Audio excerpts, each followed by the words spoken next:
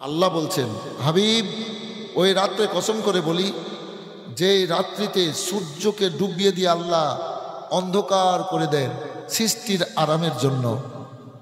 হাবিব যে রাত্রিতে তুমি গাড়ি ঘেরা জাবলে নূর পাহাড়ের চূড়ায় বসে বসে চোখের পানি ফেলে কাঁদতেছিলে, আমি আমার ফেরেশতা জিবরাইল আলাইহিস সালামকে পাঠিয়ে তোমার বুকে কোরআনে পাক রাখেছিলাম। ওই রাত্রে কসম করে বলছি, কদরেরও রাত হয়, বারাতেরও রাত যত দেবেন, ওই রাত্রির কসম করে বলছি হাবিব।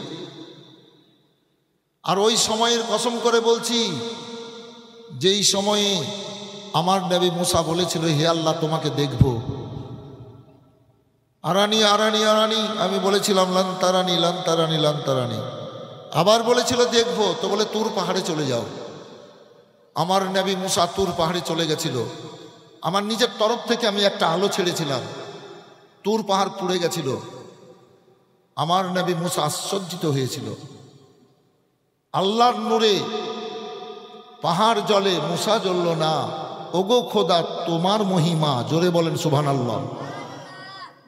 পাথর পুড়ে ছাই হলো, আল্লাহ রাব্বুল আলামিন তাতে থেকে দুনিয়াতে একটা বড় নিয়ামত দান করে দিলেন। এই যে মানুষের মহামূল্যবান চোখ,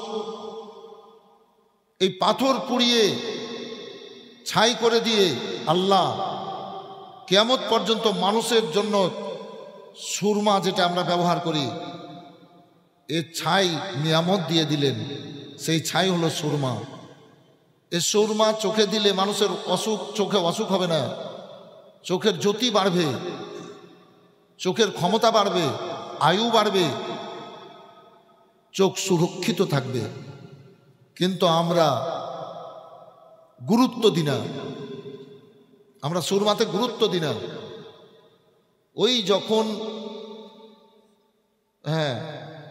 ওই আটকি খাটকি 360 কি, খুব জোর বেশি হলো তো 2-4 জন জুমার দিনে পড়লো, নাকি ঈদ বকরিদে পড়লো,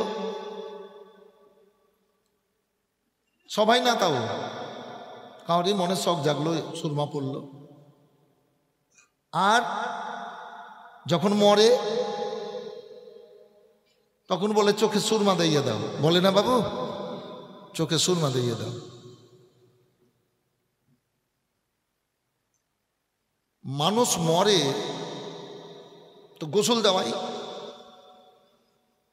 তো কুলের পাতা, বৈরের পাতা পানিতে দিয়ে গরম করে ওই পানি দিয়ে মুর্দাকে গোসল কেন দেওয়াই বলেন তো? অনেক জায়গায় বলেছি তো মৌলানা জানি না, বলে তুমি না জেনে কাজ করলে কেন? কি হুজুর, কুলের পাতা, বৈরের পাতা পানিতে দিয়ে গরম করে মুর্দাকে গোসল দেওয়াই।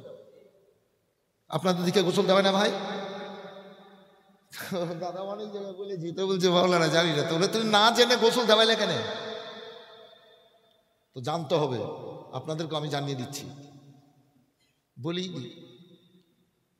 না তো ছুটে যাবে।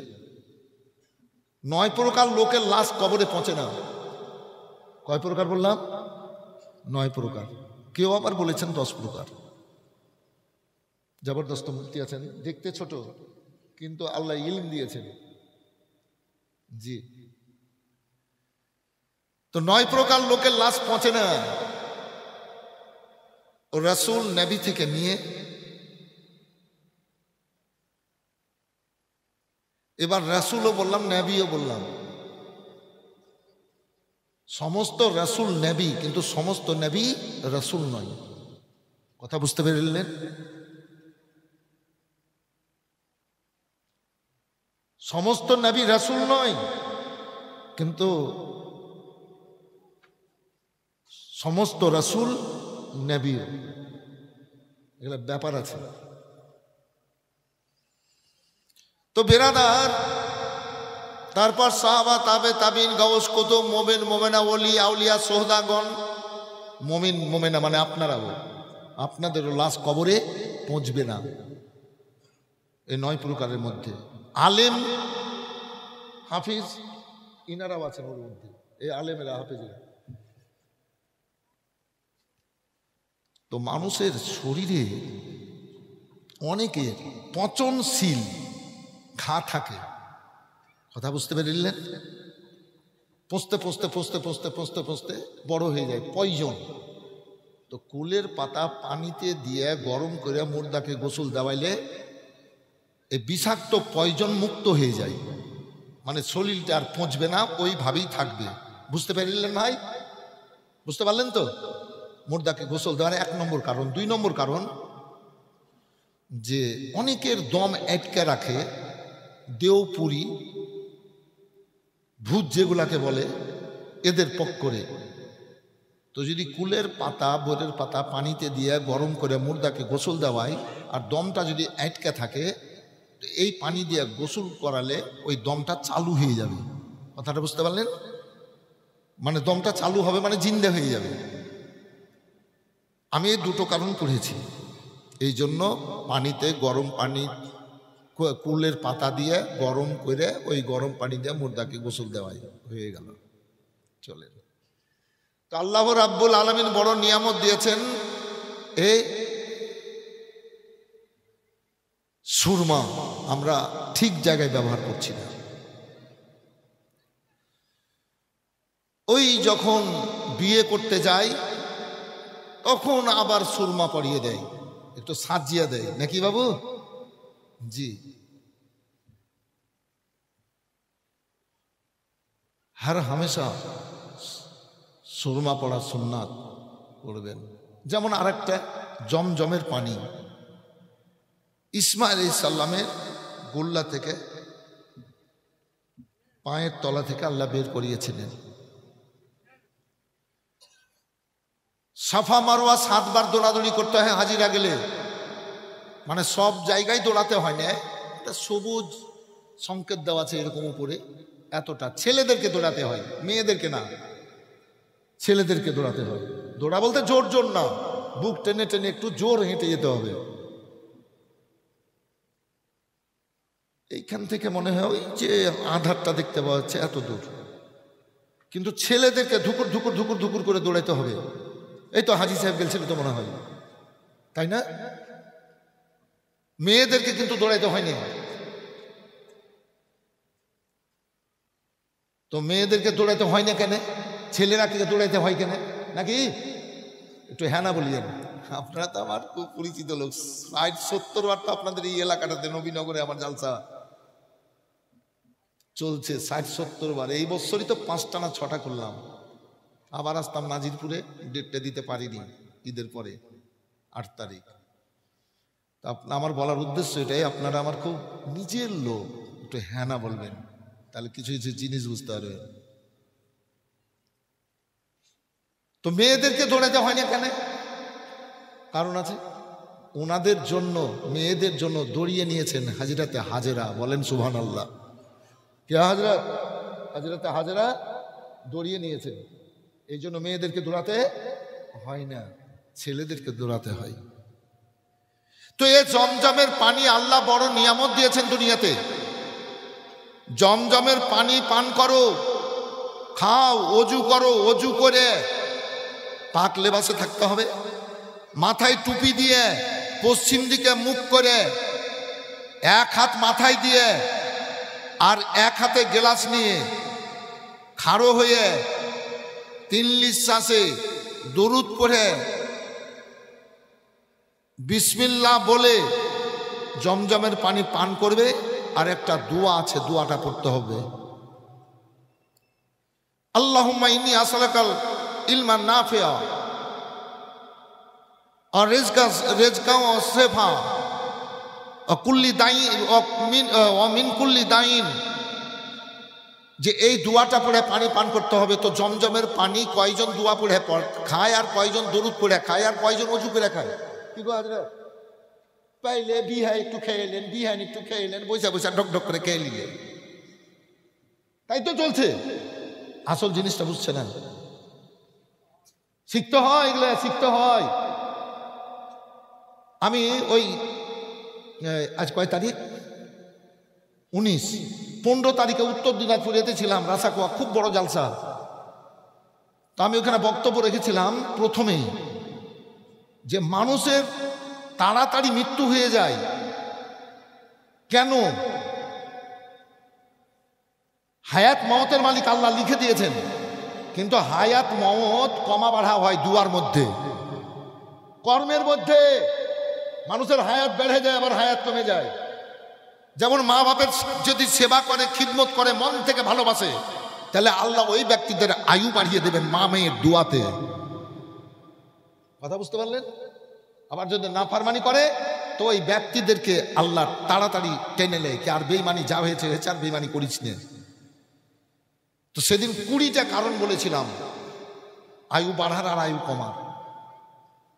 আর পরশুদিন বীরভূম ডিস্ট্রিক্টে তারিয়াপুর আছে বলে একটা গ্রাম, চাতরাই, 10টা কারণগুলা বলেছিলাম। 20টা আজ বলবো না, 10টা বলবো। তো আজকেও হায়াত মওতের মালিক আল্লাহ, কমা ভাড়া হয় দুয়ার মধ্যে, কর্মের মধ্যে। তো আজকে 10টা বলবো, 10টা। তো বেরাদার, আর এই জমজমের পানি পান করবে, খাবে, তো নিয়াত করে নিতে হবে যে আল্লাহ এর বরকতে আমার দেহের অসুখকে দূর করে দাও। এ দোয়া করতে হবে এই জমজমের পানি। কিন্তু আমরা তো ওই দেহের অসুখ দূর করা করি, খেয়ালই হয়নি, মনেই হয়নি। করবে তো আল্লাহ ওর দেহের অসুখকে দূর করবে, ভালো করবে। বেরাদার, আল্লাহ বড় নিয়ামত দিয়েছেন মধু। আসফা লিল আসলে ওয়াল কোরআন। প্রত্যেকটা অসুখের ওষুধ হচ্ছে কোরআন আর মধু। আমরা কোরআন শরীফ থেকেও দূরে সরে গেছি, আর মধু ব্যবহার করি না। প্রত্যেকটা অসুখের ওষুধ, যতই বড় বিপদ হোক ওষুধ। কেন? জি, মৌমাছিরা রস শোষণ করে নবীর প্রতি দরুদ পড়ে, আর ওই দরুদের বরকতে আল্লাহ ওই রসকে মধুতে পরিণত করে দেয়। আর ওই মধু প্রত্যেকটা অসুখের ওষুধ আল্লাহ বানিয়ে দেন। বলেন সুবহানাল্লাহ। ও বেরাদার, আমার আল্লাহ রাব্বুল আলামিন বলেন, হাবিব ওই সময়ের কসম যখন আমার নবী মুসা বলেছিল, মাবুদ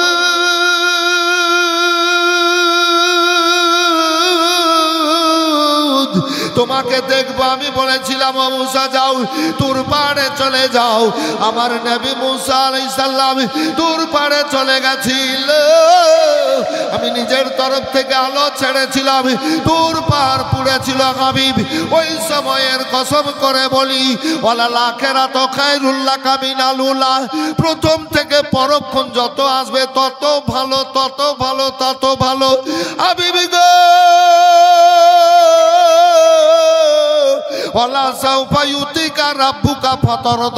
তোমার রব তোমাকে এত দেবে, তুমি রাজি হয়ে যাবা। প্রথম থেকে পরক্ষণ ভালো।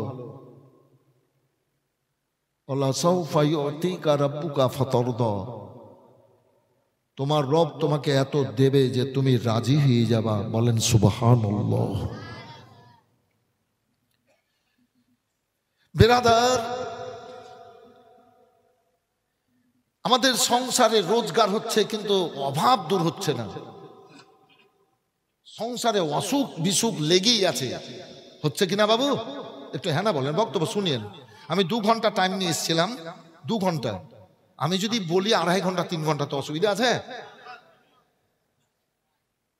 এখন তো ঠান্ডা নেই, এই তো 21শে ডিসেম্বর প্রচন্ড ঠান্ডা ছিল, আজ 25 দিন আগে। আর সূর্য দেখা যাচ্ছিল না কদিন, হাওয়া চলছিল। ওই হরিশ্চন্দ্রপুর থানা সিমলাতে জীবনী করছিলাম, 19, 20, 21 তারিখে 4.5 ঘন্টা বক্তব্য হয়েছে। তো এইরকম পাবলিক একটাও উঠে যায় না ওই ঠান্ডাতে। তো এখন তো অত ঠান্ডা নাই, তো এখন পয়সা থাকতে কোনো অসুবিধা। এই জায়গাতেই করেছি কি দাদা, এখানেই করেছি 2 দিন, পাবলিক হিলেনি একটাও। মনে পড়ছে আপনাদের? 4-5 বছর আগে এখানেই তো করেছি। খুব সুন্দর আপনাদের পরিবেশ। আল্লাহ ভালো রাখুক, ভালো থাকেন। তো যেটা বলছিলাম, অভাব, অনাটন, অসুখ বিসুখ ছুটে না। কি কথাটা ঠিক হচ্ছে না? আর আমাদের কাছে মৌলানা সাহেবদের কাছে যাই, মানে স্টেজটা একটু আলাদা হয়ে গেছে। কোনো সময় এই দিকে দেখতে হয়েছে, কোনো সময় দিকে দেখতে হয়েছে, কোনো সময় এই দিকে দেখতে হয়েছে। কোনো দিকে যদি তাকাতে একটু ছিটে যায়, টাকা যদি ছিটে যায় তো মনে দুঃখ লিয়েন না। জি, মৌলানা সাহেব ছেলেটাকে ফুঁগিয়ে দেন না। বলে কি হইলো? বলে চমকে চমকে উঠছে, রাত ঘুম দিয়েছি তো চমকে উঠছে। বলে কিনা একটু কথাটা সত্য বলেন। জি, ছেলেটা গিয়ে বলছে হুজুর বাড়ি যাই তো ঘরে ঢুকি তো ধোকা ধোকা মনে হয়েছে, কেউ খাড়ো হয়ে থাকে। বলে কিন্তু এগুলা শুয়ে থাকে তো কেমন কেমন স্বপ্ন দেখে। মেয়েরা বলে কি হুজুর ঘরে থাকতে পারছি না ভয়ে। তাই নাকি? বলে একটু তাবিজ দিয়েন না। ঠিক আছে দিব। বেরাদার আমার আল্লাহ রাব্বুল আলামিন পাক কালাম পাকের মধ্যে বলেছেন ওয়ামা খালাকতুল জিন্না ওয়াল ইনসা ইল্লা লিয়াবুদুন। জিন আর ইনসানকে আল্লাহ শুধু, শুধু কথাটা কত সুন্দর দেখেন, জিন আর মানুষকে আল্লাহ শুধু ইবাদত বান্দিগির জন্যই পয়দা করেছেন। রংবাজি করার জন্য নয়, দুনিয়াদারি করার জন্য নয়, লাফাড়াবাজি করার জন্য নয়। আল্লাহ বলে দিয়েছেন নিজ কালাম পাকের মধ্যে কি সির্ফ ইবাদত বান্দেগি আল্লাহকে নিয়ে, ইবাদত বান্দিগির জন্য আল্লাহ পয়দা করেছেন আমাদেরকে আর জিনকে। ইবাদত বান্দিগি ছেড়ে দিয়ে দুনিয়ার রঙে মেতে আমরা দুনিয়া দাড়িতে মেতে যাচ্ছি। বেরাদার আদম আলাইহিস সালামকে পাঠানোর পূর্বে 1,25,000 বছর, কত বললাম? 1,25,000 বছর জিনেরাকে আমাদের মতো দুনিয়াতে প্রকাশ্যে ইবাদত বান্দেগি করিয়ে নিয়েছেন। ওরা নিজেরা মারামারি হানাহানি কাটাকাটি করেছিল। আল্লাহ তাদেরকে এই মাটি থেকে অন্য জায়গায় গোপন করে দিয়েছেন ফেরেশতাদেরকে দিয়ে। পাহাড় দেশে উঁচু জায়গায় ঝোপঝাড়ের জিনেরাকে গোপনে, এখনো জিন আছে প্রত্যেকটা বাড়ি, এই বাড়িতেও জিন আছে, সব বাড়িতে জিন আছে। তো ভালো আর মন্দর ব্যাপার আছে জিনের মধ্যে। মানুষের মধ্যে যেমন ভালো আর খারাপ, তো এরকম জিনের মধ্যেও ভালো মন্দ, প্রত্যেকটা বাড়িতে জিন আছে। তো বেরাদার এই জিনেরা গোপন হয়েছে, কিন্তু জিনেরা তো কিছু খায়। তো ওদের খাবার কি বলেন তো? জিনেরা কি খায় এখনো? কয়লা। কি বললাম? কয়লা। কয়লা কয়লা জিনেরা কয়লা খায়। গির্দ গোবর নোংরা জিনিস খায়। গোবর খায়, গোবর গোবর, এই যে গোবর গরু মহিষের গোবর খায়। হাড্ডি খায়, এই যে হাড়, হাড় খায় জিনেরা। জিন আগুন থেকে তৈরি। আমরা আশরাফুল মাখলুকাত আমাদের জন্য আল্লাহ কত বড় বড় নিয়ামত দান করেছেন, বলেন সুবহানাল্লাহ। তবে পরে বলছি চলুন জিন ওই নোংরা জিনিস গির্দ গোবর খাই। আমরা আমি তো দেখতে পাই এবং আমরা আপনারাও দেখতে পান। বর্তমানে মেয়েরা ওই রাত্রে বেলায় সবকে খাইয়ে দাইয়ে ওই নোংরা জিনিস ওই বাসনগুলা ঘরে রেখে দেয়। ভোরের বেলা পরিষ্কার করব কি দাদা, সকালে মাজবো মুজবো, আর রাত্রে বেলায় ওই নোংরা থালা বাসন গুলা রেখে দেয়। এবার ওই আপনার শয়তান জিন এবার ওইগুলাকে এসে চাটে, চাটার পর ওই ঘরে বসবাস করতে শুরু করে। ওই শয়তান জিনগুলা তখন ভয় দেখায়, ডর দেখায়, বাচ্চারা চমকায়।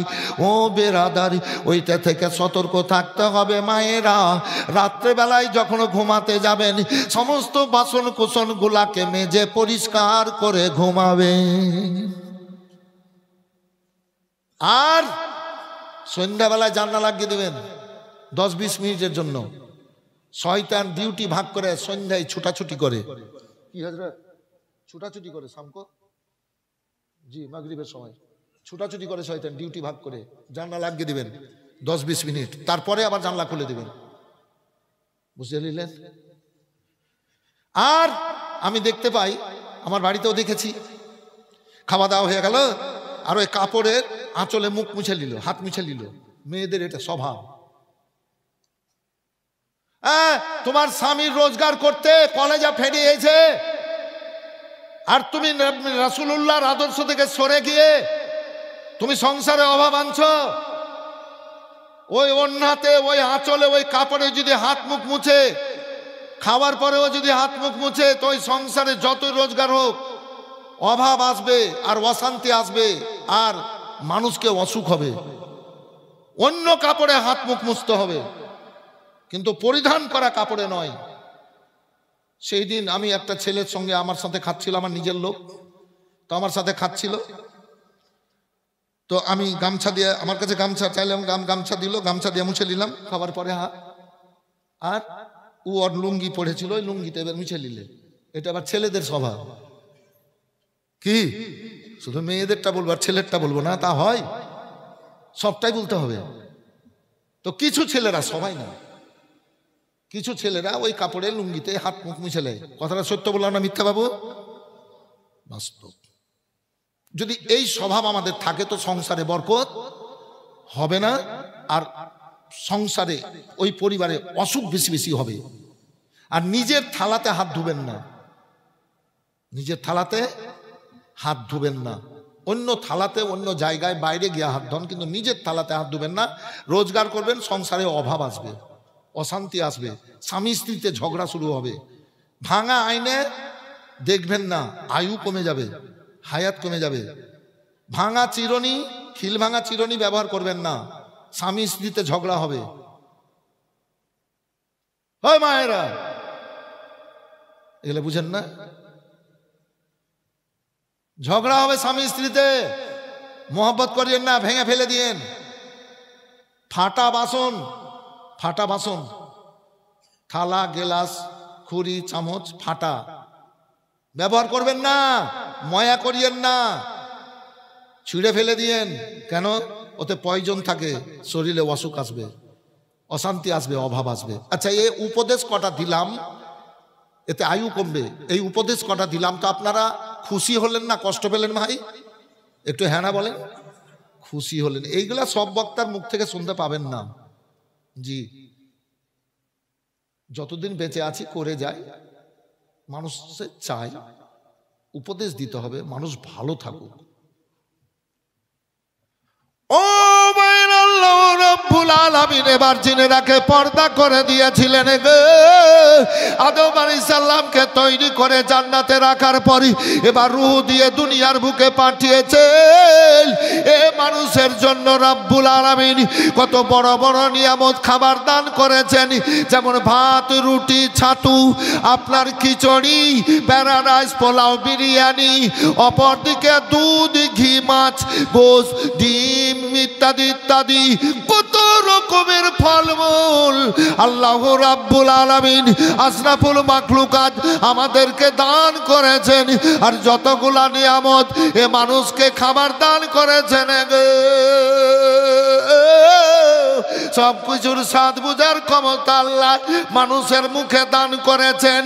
এবার বলুন, আল্লাহ রাব্বুল আলামিন কত বড় বড় নিয়ামত দিয়েছেন। আল্লাহর নিয়ামতের মধ্যে জীবন যাপন কাটছি, সূর্য থেকে নিয়ে পিপিলিকা পর্যন্ত এ বান্দা বান্দিকে আনন্দ দেওয়ার জন্য কত সুন্দর সুন্দর নিয়ামত দিয়েছেন রাব্বুল আলামিন। আল্লাহ নিয়ামত দর্শন ভক্ষণ পান করার পর যদি আল্লাহর জিকির না করি তো আল্লাহ খুশি হবেন না নারাজ? আল্লাহ যদি নারাজ হয়ে যান তাহলে আমাদের লাভ না লস? লস। লস হলে কোথায় যাব বুঝালেন? আর যদি আল্লাহর জিকির আজকার করি, মুখ দিয়ে তসবিহ পাঠ করি, তো আল্লাহ খুশি হবে না নারাজ? খুশি। খুশি হলেই তো বেড়া পার। রসুল্লাহ কে এলো রে দুনিয়ায়, রসুল্লাহ হাই হাইরে গলেতে যার তসবির মালা, হাইরে গলেতে যার তসবির মালা, কে চলে ওই কামলি ওয়ালা রে। হাইরে আমার বুকের দরগা তলা, হাইরে সবার বুকের দরগা তলা, তারে ডেকে নিয়ে আয় রাসূলুল্লাহ মে।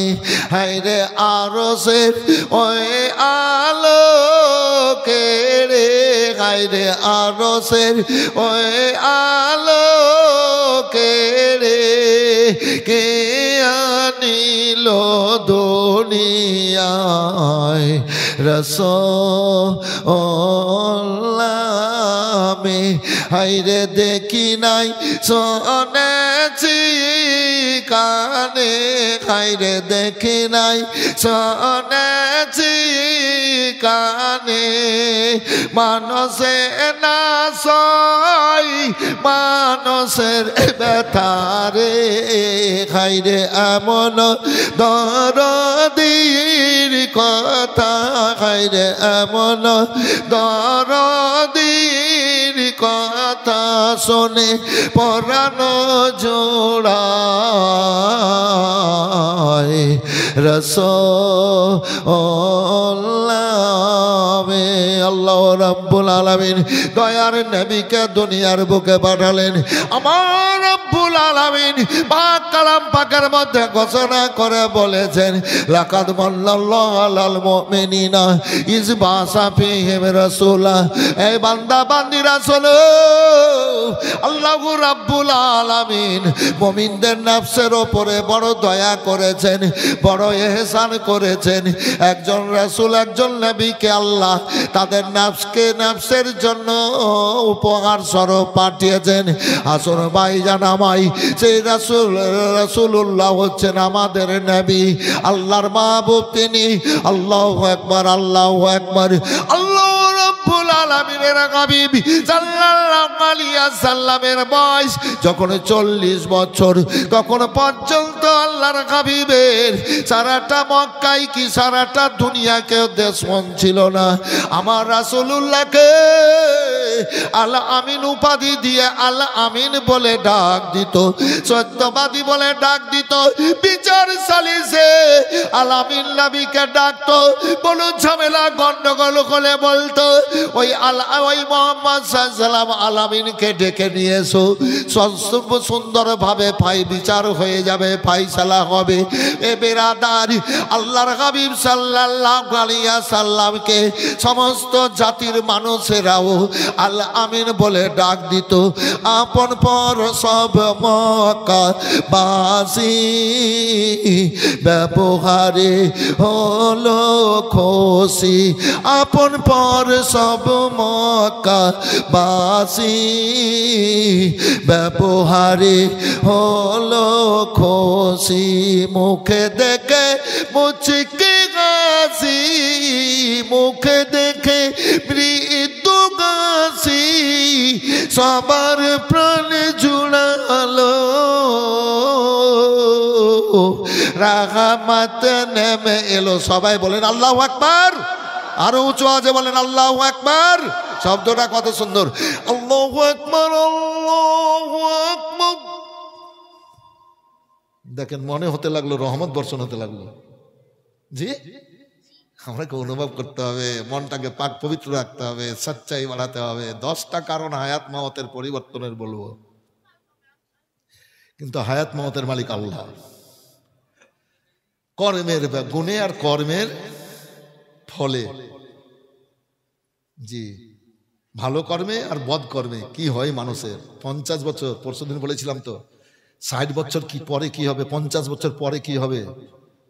আয়ু পেতে, ভালো থাকতে, ইমানদার হয়ে থাকতে, ছোট্ট থেকেই নম্রতা ভাব নিয়ে আল্লাহর ইবাদত বান্দিগি করে মানুষের সাথে সৎ ব্যবহারের মধ্যে দিয়ে চলো।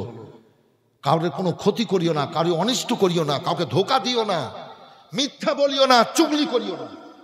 কি হযরত ভালো থাকবা, নমাজ পড়ছে কবুল হয় না, কি করবে তুমি? হ্যাঁ, তোমার ভিতরে সততা নাই কি বাবু?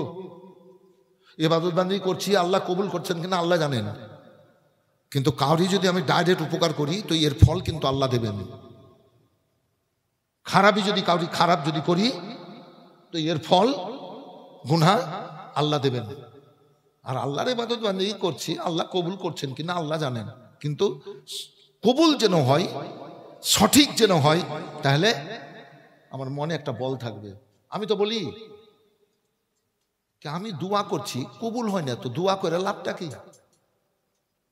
যে মিথ্যা বলছি, যে চুগলি করছি, যে পরনিন্দা করছি। যে আমি ভাটলে বলেছিলাম আজ মোটামুটি 20-25 বছর আগে, দাদা ভাটলে কাল বৈশাখী উঠেছিল, 26শে বৈশাখ, দাঁই দাঁই দাঁই দুই করে চলছে মেঘ আর ঝড় আর বৃষ্টি, খুব তাহিজ চলছে আর বিজলি চমকাচ্ছে, 25-30 হাজার মানুষ।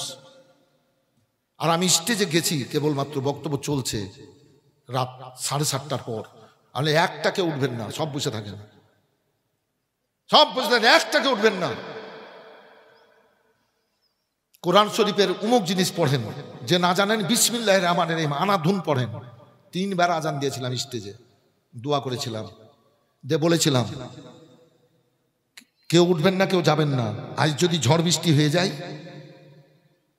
আমার দোয়া যদি আল্লাহর দরবারে কবুল না হয়, তো আমার বক্তব্য দিয়ে লাভ কি? তো আজ যদি ঝড় বৃষ্টি হয়ে যায়, কেউ যাবেন না, স্টেজে লিখিত দিয়ে কান ধরে নেমে চলে যাব, জীবনে আর জালসাই করব না। কি দেখেন, এই গুনহেগার বলেছিলাম জীবনে জালসা করবো না, লিখিত দিয়ে কান ধরে চলে যাবো বেরিয়ে। লক্ষ লক্ষ মানুষ বলে হুজুর দোয়া করি না, আমি দোয়া করছি খোদার দরবার দোয়া কবুল হয় না, তো মানুষকে ধোকা দিয়ে আমার লাভ কি আছে? আল্লাহ বলেছেন তো ইউখাদিউনাল্লাহু ওয়াল্লাযিনা আমানু ওয়া মা ইয়াখদাউনা ইল্লা আনফুসাহুম ওয়া মা ইয়াশউরুন। আমরা মনে করছি আল্লাহকে ধোকা দিচ্ছি, মনে করছি ওকে ধোকা দিচ্ছি, না না, আল্লাহ বলছেন তোমরা বুঝতে পারছো না, তোমরা নিজের আত্মাকে ধোকা দিচ্ছ। ভাটল তাজপুর মাদ্রাসাতে সৈয়ব বাবু পীর সাহেব আছে, ওই পীর সাহেবের এলাকা। জি জিজ্ঞেস করিয়েন, 1 মাইল নিয়ে 1 মাইল কম বেশ, চারোদিকে ঝড় বৃষ্টি, কাল বৈশাখী, কিন্তু ওই জালসা উরুসের এলাকাতে আর ঝড় বৃষ্টি হয়নি। ইজ্জাতের মালিক আল্লাহ। হয়েছে 1 মাইল বাইরে, ওই এলাকায় না। তো ভাই এরকম মনে একটা বল রাখতে হয়। মিথ্যা বলছি, পানি পড়া দিচ্ছি, কাজে লাগছে না, যে ঝাড়ফুঁক করছি, কাজে লাগছে না, চুগলখড়ি করে বেড়েছি, পরনিন্দা করে বেড়েছি, এইসব জিনিস থেকে বাঁচতে হবে। তাই যেটা বলছিলাম, ও মাইর আল্লাহ রাব্বুল আলামিন দয়ার নবীকে দুনিয়ায় পাঠিয়েছেন, মুমিনের জন্য বড় ইহসান করেছেন, তাদের নাসকে পরিত্রাণের জন্য পাঠিয়েছেন। ও ভাইয়েরা আমার, আল্লাহর হাবিব সাল্লাল্লাহু আলাইহি সাল্লামের 40 বছর বয়স পর্যন্ত কেউ একটাও দুশমন ছিল না, শত্রু ছিল না। আল আমিন বলে ডাক দিত।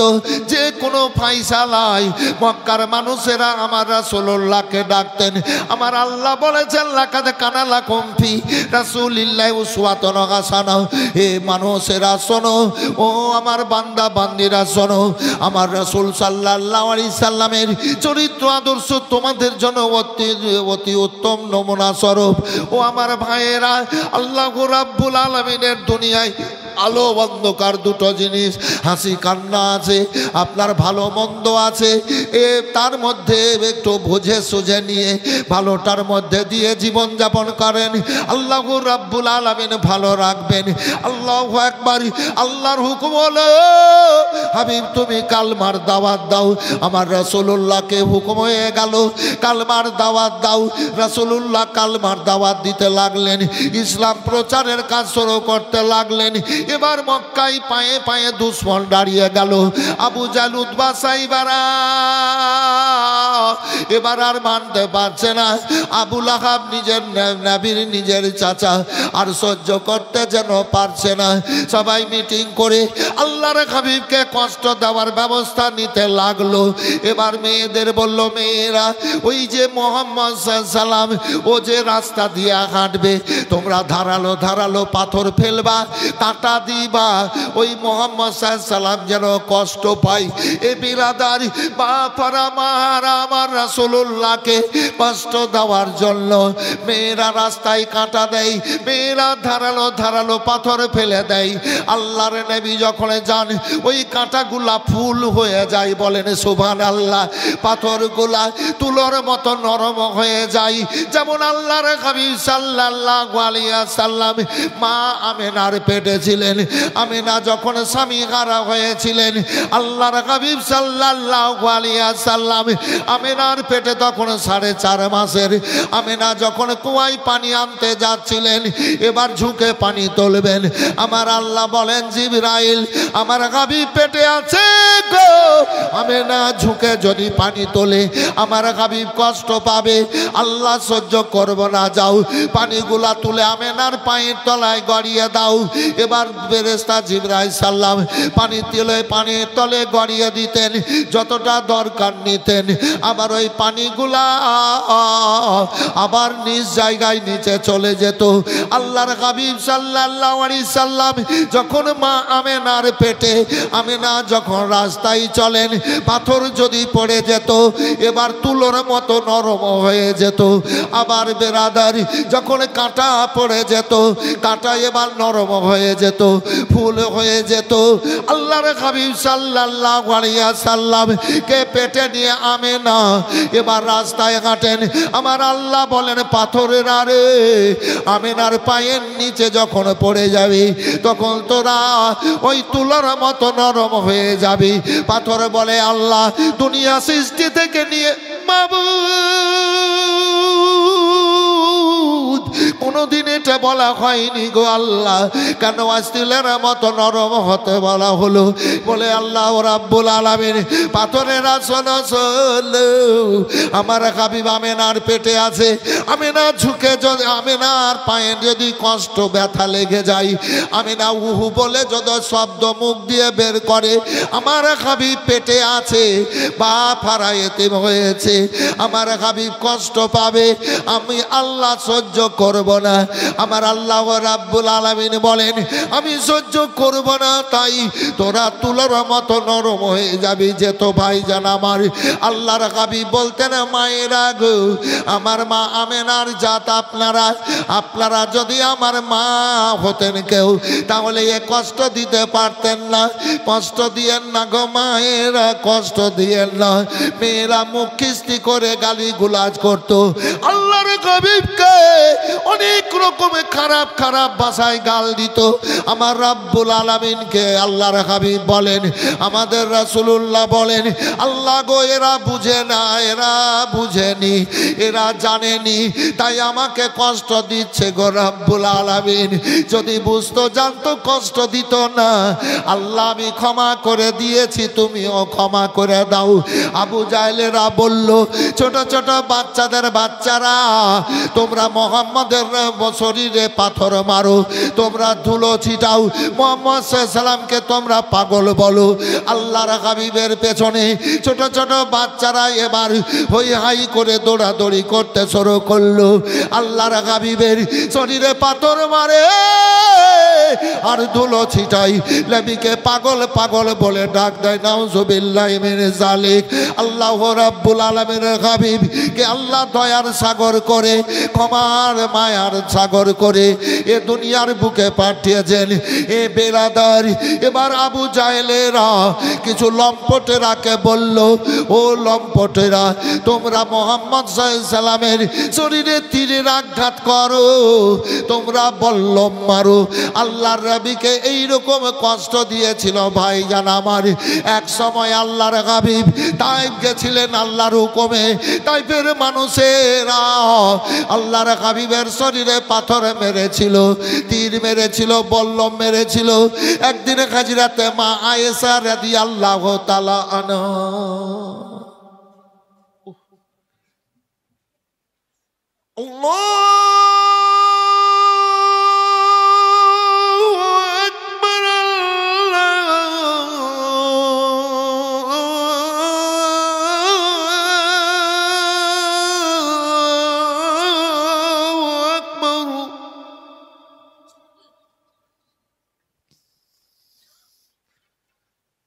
এই জান ঠান্ডা হলো? এই যে বলছিল কি হুজুর একটু আজানটা দিয়ে, ঠান্ডা হলো তো? অনেক ছেলেরা বলেছে, অনেক জায়গায় বলে আশহাদু আল্লা ইলাহা ইল্লাল্লাহ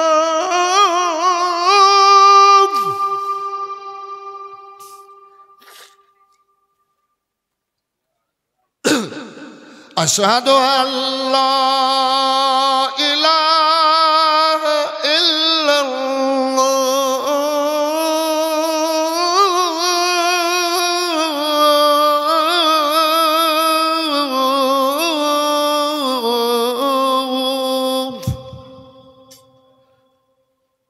আল্লাহু আকবার মানে আল্লাহ মহান, আশহাদু আল্লা ইলাহা ইল্লাল্লাহ মানে সাক্ষ্য দিচ্ছেন আল্লাহ ছাড়া কোনো দ্বিতীয় মাবুদ নাই। বলে দেন তো সুবহানাল্লাহ। না না না, আপনারা এই সুস্থতায় বক্তব্য শুনবেন বলে জালসা করেছেন, বক্তা এনেছেন, ঠিক আছে বাবু, খুব ভালো লেগেছে আমাকে। এইরকম জালসা করা উচিত, উপদেশমূলক, ধীর স্থিরভাবে বক্তব্য রাখুক, আমরা অনুভব করব, আল্লাহর কাছে দোয়া করব, আল্লাহ যেন কবুল করেন নাকি আপনাদের মন মানসিকতাটা ভালো।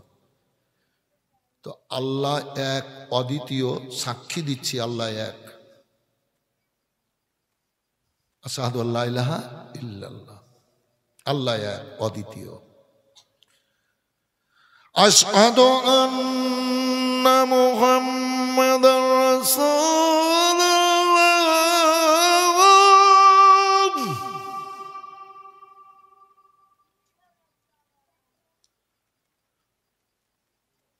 আশহাদু আন্না মুহাম্মাদার রাসূলুল্লাহ।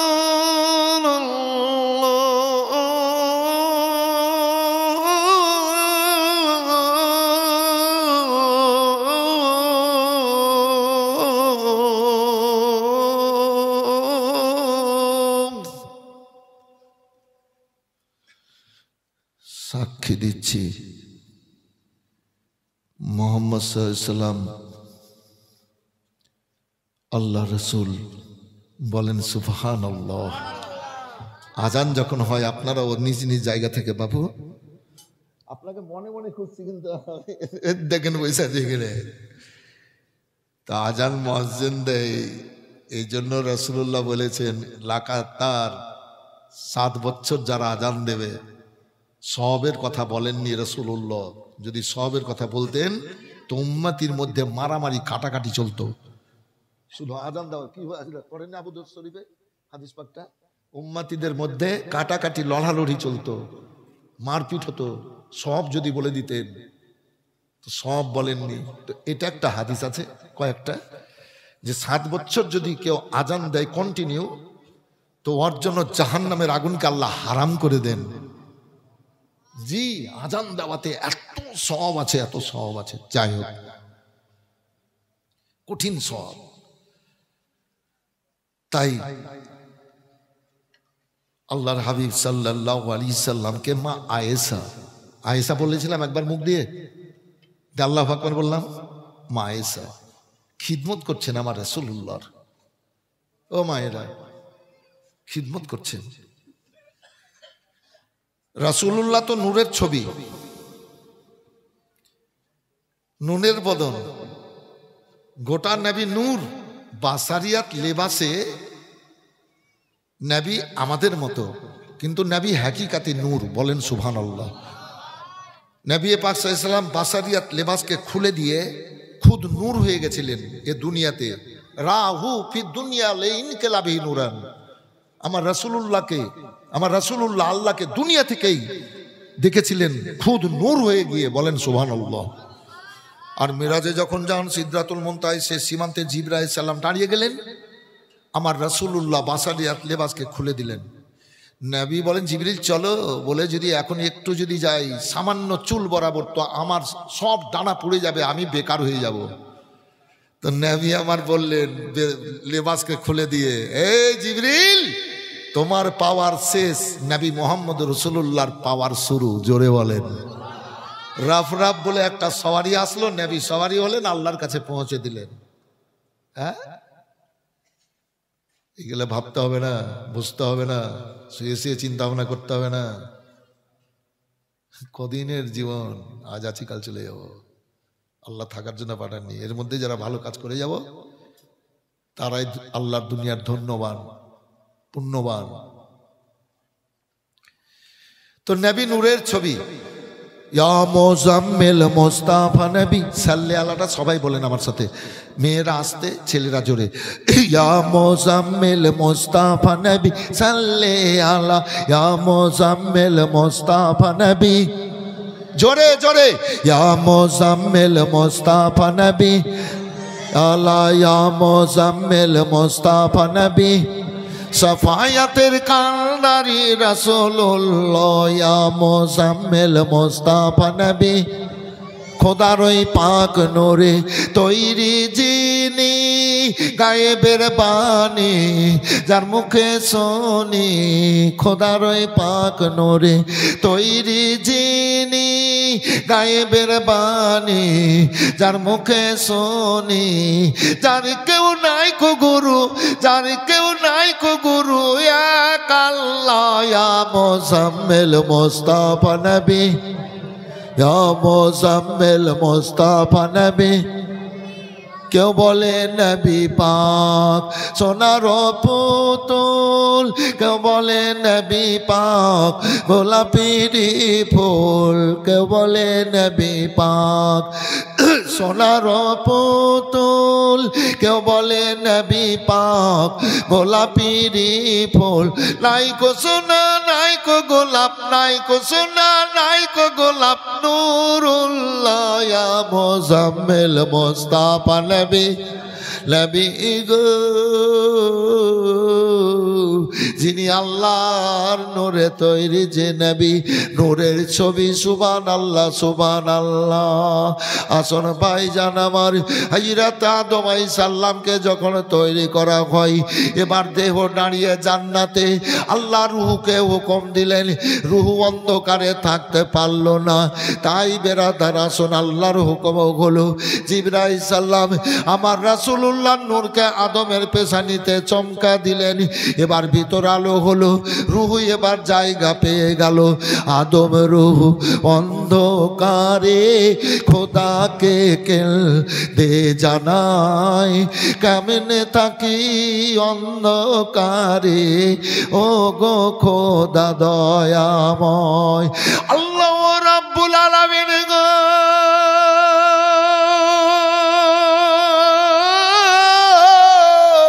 আমার রাসূলুল্লাহ নূরকে দিয়ে আদমের ভিতরে রূহকে দাখিল করিয়েছিলেন। ওই রাসূলুল্লাহর আমরা উম্মতি ভাইজান আমার, এবার মায়েশা রাদিয়াল্লাহু তাআলা আনহা বলেন, আল্লাহর নবী গো আপনি যে নূরের ছবি, নূরের নবী, ইয়া রাসূলুল্লাহ আপনার যে নূরের বদন, এই কাটা কাটা দাগগুলা যেন দেখছি কিসের, এই দাগগুলা কিসের? বসন্তের দাগের মতো দাগ, কাটা কাটা দাগ। ইয়া রাসূলুল্লাহ এই দাগগুলা কিসের? আমার রাসূলুল্লাহ চোখ দিয়ে ঝরঝর করে পানি ঝরতে লাগলো। রাসূলুল্লাহ কাঁদতে শুরু করলেন। মায়েশা আশ্চর্যিত হচ্ছেন, ইয়া রাসূলুল্লাহ কাঁদছেন কেন? মনের পরিবর্তন বলে, আমি বাপ হারা মাহারা ছিলাম রে আয়েশা। আমার চাচা আবু তলেব আমাকে বুকে লাগিয়ে আমার সেবা খিদমত করেছে, বড় করেছে। আমি চাচার বাড়িতে ছিলাম, খাদিজা আমাকে বিয়ে করে মাথায় বাদশাহী তাজ পরিয়ে, বাদশাহী কদম তলে রেখে, আঁচল দিয়ে ঢেকে নিয়ে, চোখের পানি মুছে সব ব্যথা বেদনা দূর করেছিল রে আয়েশা। যেই 6 মাসের মধ্যে আমার চাচা আবু তলেব আর খাদিজা ইন্তেকাল করেছিল, মক্কার মানুষ কঠিন কষ্ট দিতেছিল রে আয়েশা, তীর বল্লমের আঘাত কঠিন কঠিন আমাকে দিয়েছিল আয়েশা। তাইফের ডাকুরাকে লেলিয়েছিল বাদশাহ হাবিব মাসুদ ও আয়েশা, আর ওই ডাকুরা তীর মেরেছিল, বল্লম মেরেছিল। আমার 63 বৎসরের জীবনে ওই 6খানা দিন খুব কষ্টের দিন গেছিল রে আয়েশা। 6 দিন ধরে পানি দেয়নি, খাবার দেয়নি পয়সা দিয়েও, বরং উল্টোটা করেছিল আবু জাহেলদের কথাই, ডাকুরাকে দিয়ে আমার শরীরে তীর বল্লম মারিয়েছিল। জাইদের শরীরে অনেক আঘাত লেগেছিল রে আয়েশা, কাপড়গুলা রক্তে লালে লাল হয়ে গেছিল। এই সব দাগগুলা বেঈমান কাফের মুশরিকদের তীর আর বল্লমের আঘাতের দাগ। উফ, আল্লাহর হাবিব সাল্লাল্লাহু আলাইহি ওয়াসাল্লাম ইসলামকে প্রতিষ্ঠিত করার জন্য আমাদেরকে বুকে নেওয়ার জন্য কত রকমের কষ্ট সহ্য করেছেন। আল্লাহকে বলেন, মাবুদ এরা চেনে না জানে না গো আল্লাহ, এরা আমাকে বুঝেনি। যখন বুঝবে এরা এবং এদের ছেলে মেয়েরা কালমা পড়ে নিয়ে আমার ছায়ার তলে কদম তলে চলে আসবে গো আল্লাহ। আমি ক্ষমা করেছি রাব্বুল আলামিন, তুমিও ক্ষমা করে দাও গো আল্লাহ, ক্ষমা করে দাও। বলুন এহেন ব্যক্তি আর দুনিয়াতে কি আছে ভাইজান আমার? আল্লাহু আকবার, আল্লাহু আকবার। চলুন ভাইজান আমার, আল্লাহ রাব্বুল আলামিনের হাবিব সাল্লাল্লাহু আলাইহি ওয়াসাল্লামকে মক্কার মানুষেরা আলামিন সত্যবাদী উপাধি দিয়ে ডাকাডাকি করত। আল আমিন নবী আমার মুক্তি দাতা সবার খোদা যারে বন্ধু করে দিল যে উপহার। আমিন নবী আমার দেখো যে জগৎবাসী, দেখো দেখো রবি শশী দয়া মায়ার সাগর এলো সবার মুখে ফোটালো হাসি। এসো নেমে ফেরেশতারা দেখে হবে আত্মহারা, হয়নি এমন হবে না আর মুহাম্মদ যার নাম। আমিন নবী আমার নবী গো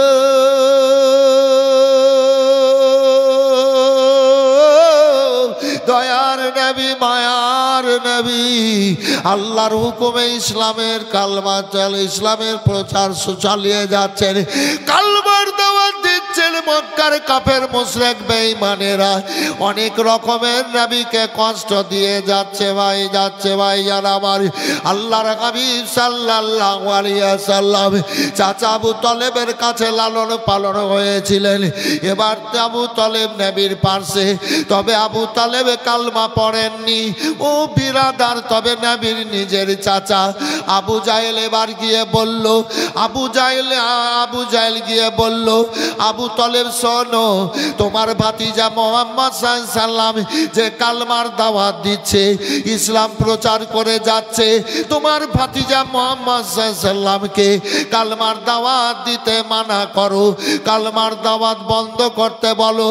ও আবু তালেব শোনো, আর যেন কাউকে কালমা না পড়াই, যদি কালমা পড়াই আবু তালেব তোমাকেও মারবো, তোমার ভাতিজা ভাতিজা মুহাম্মদ সাল্লাল্লাহু আলাইহি সাল্লামকে আমরা মারব, তখন কেউ আর রুখতে পারবে না, বাধা দিতে পারবে না।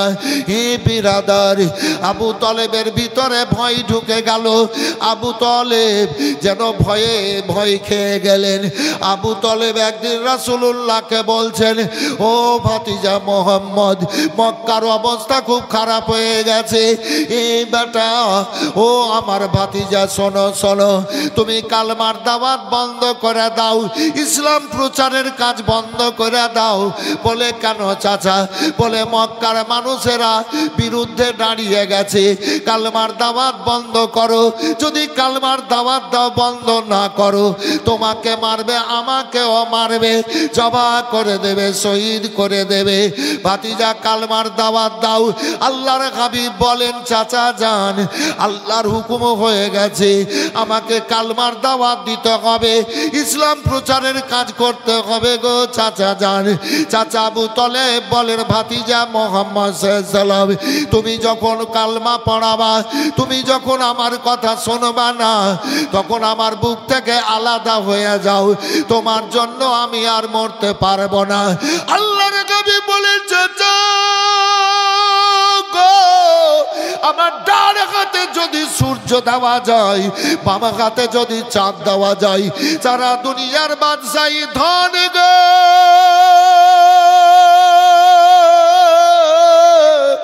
আমার বুকে দেওয়া হয়, এগুলা পেয়ে আমার উম্মতিদেরকে আমি বুক থেকে সরাতে পারবো না। চাচা গো, আমার উম্মতিদেরকে বুক থেকে সরাতে পারবো না। আবু তলেব বলেন, ও ভাতিজা মুহাম্মদ সাল্লাল্লাহু আলাইহি সাল্লাম, তবে শোনো, আবু জাহেলেরা দুইখানা অফার দিয়েছে, দুইখানা অফার ছেড়েছে, পুরস্কার ছেড়েছে। বলে কি? কালমার দাওয়াত যদি তুমি বন্ধ করে দাও, তুমি মক্কার সুন্দরী সুন্দরী মেয়েদেরকে যদি বিয়ে করতে চাও, যটা বিয়ে করবে তটা বিয়ে দিয়ে দেবে, তবে কালমার দাওয়াত তুমি দিও না। ভাতিজা মুহাম্মদ সাল্লাল্লাহু আলাইহি সাল্লাম, দ্বিতীয় শর্ত হলো, তুমি যদি বাদশা হতে চাও, তোমাকে বাদশা বানিয়ে দেবে, কালমার দাওয়াত তবে বন্ধ করো। এ বিরাদর, আল্লাহর হাবিবকে যখন বলে দিলেন আবু তলেব, আল্লাহর রাসূল বলেন, চাচা যান, আপনি কি বলছেন? বলে, তোমার জন্য কষ্ট সহ্য করতে আর পারবো না, আমার বুক থেকে আলাদা হয়ে যাও, তোমার যা ইচ্ছা হয় তা করে বেড়াও, আমি আর দেখতে যাব না। আল্লাহর হাবিব বলেন, চাচা যান, আমার আব্বা মা তো নির্জন কবরে শুয়ে আছে গো, আপনি যদি আমার আব্বা হতেন এ কথা আমাকে বলতে পারতেন না। আমি যখন মায়ের পেটে 4 মাস 10 দিনের ছিলাম, আমার আব্বা মারা গেছিল, আমাকে রব্বুল আলামিন, দয়ালু দাতা পরওয়ারদিগারে আলাম, আমাকে বাপ হারা ইতিম করে দুনিয়ায় পাঠিয়েছিলেন। চাচা গো, মক্কার ছেলেরা যখন আব্বাকে আব্বা বলে ডাক দিত, এবার আমি আব্বা বলে ডাক দিতাম, আমি আমার আব্বাকে পেতাম না। ও মক্কার ছেলেদের আব্বারা হাত ধরে বুকে লাগিয়ে দোকানে নিয়ে গিয়ে খাবার কিনে দিত, এবার খেলনা কিনে দিত। আমি সব দৃশ্যগুলা দেখার পর ও মক্কার গলিতে গলিতে, শহরের গলিতে গলিতে আব্বা আব্বা বলে ডাক দিতাম, আমার আব্বা হাত ধরে বুকে নিতেন না। আমার মাকে বলেছিলাম, মা আমার আব্বা কোথায় আছে গো, আমার আব্বা কেন আমাকে বুকে জড়িয়ে নেন না? আমার মা বলেছিল, ও বেটা, তোমার আব্বা সিরিয়ার উদ্দেশ্যে ব্যবসার জন্য গেছিল, তোমার আব্বা জেলখানায় বন্দী হয়ে গেছে, আর বাড়ি ফিরে আসেনি। আমি মায়ের কাছে আবেদন করেছিলাম, আমার মা আব্বার রওজার দিকে নিয়ে গেছিল, মদিনায় 1 মাস থাকার পর এবার আবুয়াতে থেকে গেছিল মা, আমি আব্বার রওজায় কাঁদছিলাম। আল্লাহ আমার মা আমেনার জান কবজ করিয়েছিলেন, আমি ফিরে এসে মাকে পাইনি। চাচা গো, আমি 6 বছরে মা হারা দাদা আব্দুল মোতালেব নিয়ে লালন পালন করে। যখন আমার বয়স 8 বছর তখন আমার দাদা আব্দুল মোতালেব মারা যাবে। ও চাচা যান, আপনার হাতে হাত দিয়ে সুপে দিয়ে আমার চাচা আমার দাদা বিদায় নিয়ে গেছিল। চাচা আগে আপনি আমাকে লালন পালন করেছিলেন। ইস চাচা, ওই দিনগুলাকে কি ভুলে গেছেন দাদা? বলছেন রাসূলুল্লাহ ওই দিনগুলাকে কি ভুলে গেছেন চাচা? আজ বুক থেকে আলাদা করছে। আমার উম্মতীদেরকে বুক থেকে সরাতে পারবো না। কোন দিনগুলা চাচা? যখন আমার বয়স ছিল 8.5 বছর, পানি বর্ষণ হচ্ছিল না, জীব মানুষ জীব জন্তু সব কঠিন অবস্থায় ছিল চাচা যান। মক্কার বড় বড় বাদশারা আপনার কাছে এসে বলেছিল, আবু তলেব তুমি তো কাবার মোতালি, তুমি একটু আল্লাহর কাছে দোয়া করো না, তোমার দোয়া আল্লাহ কবুল করবে। চাচা আবেদন করেছিল আপনি আমাকে সঙ্গে নিয়ে, পার্শ্বাপার্শ্বিত বাড়ি, কাবার চত্বরে গেছিলেন। কাবার চত্বরে আবু জাহেলের কাবার পরে বাড়ি ফাঁকা, তারপরে আব্দুল্লাহর বাড়ি। হাজিরা দেখে এসছেন আব্দুল্লাহর বাড়ি, যেখানে আমিনার বাড়ি, যেখানে রাসূলুল্লাহ জন্ম হয়েছিলেন। চাচা কাবার চত্বরে আমাকে রেখে দিয়ে আপনি আল্লাহর কাছে দোয়া করছিলেন। 3.5 ঘন্টা কেঁদেছিলেন, দোয়া কবুল হয়নি। আমি সেই দিন আপনার সামনে এসে দাঁড়িয়ে আসমানের দিকে আঙুল তুলে বলেছিলাম, এই আসমান, আমার চাচা দোয়া করছেন, খোদার কাছে দোয়া কবুল হচ্ছে না, পানি বর্ষাচ্ছে না, আমি বাপ হারা মা হারা ইতিম, আমি এই চাচার কাছে লালন পালন, আমি বলছি রে আসমান পানি বর্ষণ কর।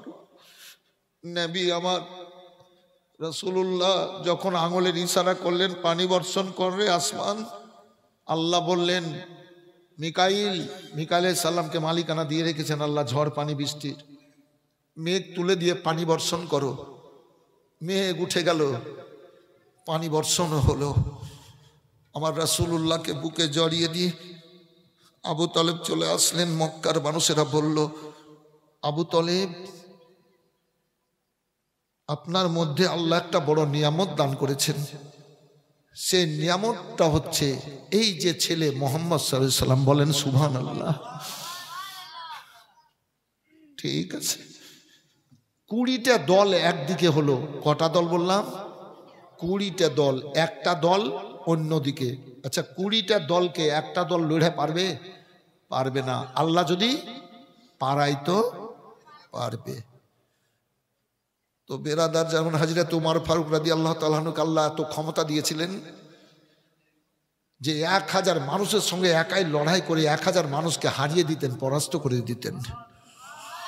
তো আল্লাহ যদি পারান তো বেরাদার, তাই 20টা দল একদিকে হলো, মালিকানা ছিনিয়ে নেব। কুরাইশ বংশের লোকেরা কেন মালিকানা করবে? আবু তলেবেরা কেন মালিকানা করবে?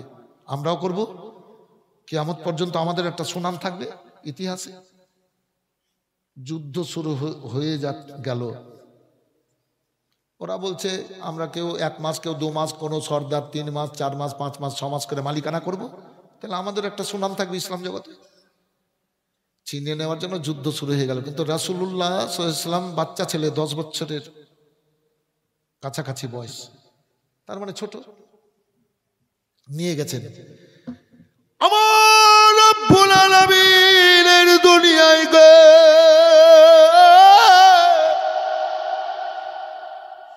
রাসূলুল্লাহর কর্মে কথাবার্তায় দেখাশোনায় কেউ কোনোদিন কোনো সৃষ্টি কোনো রকমের কোনো কষ্ট পায়নি। জোরে বলেন। কোন দুঃখ কষ্ট পাইনি। ওই রাসূলুল্লাহকে আবু তলেব দিয়ে গেছেন যুদ্ধে কুরাইশ বংশের সাথে অন্য 20টা বংশের লড়াই। এবার তীর বল্লম চলছে, লড়াই তুমুল ভাবে চলছে। আবু তলেবকে আমার রাসূলুল্লাহ তীরগুলা তুলে তুলে দিচ্ছিলেন। বেশ কিছু সময় যুদ্ধ চলল। আবু তলেব তীর চালা ছেড়ে দিয়ে আমার রাসূলুল্লাহকে বুকে লাগিয়ে কাঁদতে লাগলেন। আল্লাহর হাবিব বলেন, চাচা গো, কেন আপনি তীর চালানো ছেড়ে দিয়ে আমাকে বুকে নিয়ে যার যার কাঁদছেন? বলে, ভাতিজা মুহাম্মদ সাল্লাল্লাহু আলাইহি সাল্লাম, আমরা গালি বেসে যাচ্ছি, আমাদেরকে জবা করবে, মারবে, তোমাকে টার্গেট, আমাকে টার্গেট, আর বাঁচবো না ভাতিজা, বাঁচবো না। আল্লাহর হাবিব বলেন, চাচা যান, কাঁদার কোনো ব্যাপার নাই, দাঁড়িয়ে যান। দাঁড় করিয়ে দেওয়ার পর একখানা তীর দিলেন। তীর দিয়ে বললেন, চাচা গো, তীরখানা ওপর দিকে চালিয়ে দেন। আবু তলেবকে বললেন, বিসমিল্লাহ বলে ওপর দিকে চালিয়ে দেন। আবু তলেব তীর চালালেন। এ বিরাদার, এবার রাসূলুল্লাহ সাল্লাল্লাহু আলাইহি সাল্লাম দেখলেন তীর যখন নিচে দিকে আসতে লাগলো, 20টা দলের সৈন্যদের দিকে আমার রাসূলুল্লাহ আমার দিকে দেখেন, এইভাবে হাতকে ঘুরিয়ে মাটির দিকে করলেন। 20টা দলের সৈন্যরা এবার সব অস্ত্রকে মাটিতে ফেলে দিল। যতটা সৈন্য ছিল গো,